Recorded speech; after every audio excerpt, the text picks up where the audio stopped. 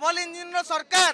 कथा कहते हेले राज्यर इंजिन शासन इंजिन गोटे दिगरे चलती देशर शासन इंजिन गोटे दिगरे चलती जितेबाला सारा भारत वर्ष अधारू अधिक राज्य में निजुक्ति बयसीमा को वृद्धि कराई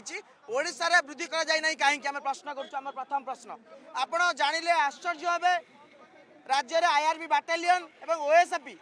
निजुक्ति बयसीमा है 18 ରୁ 23 वर्ष और शेष थर पर राज्य में 2018 मसीह आईआरबी और ओएसएपी बाटालियन निजुक्ति परीक्षा बाहर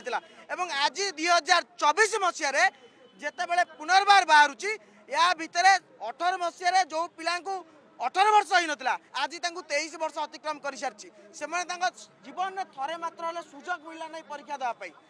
एवं कोविड महामारी समय दीर्घ 3 वर्ष 4 वर्ष काल ना कि परीक्षा है ना कि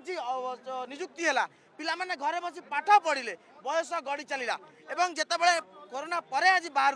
आम दाबी करूँ बयस सीमा को वृद्धि करा आम हाइकोर्ट को जाइलु माननीय हाइकोर्ट पीएमटी ड्राइवर 4 वर्ष और ओएसएपी और आईआरबी बाटालियन 6 वर्षर निजुक्ति बयस सीमा को कोहल करते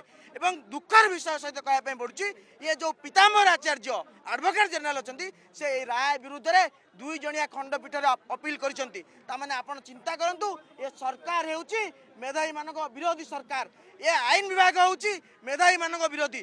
यही सरकार को चेताई देवाई आम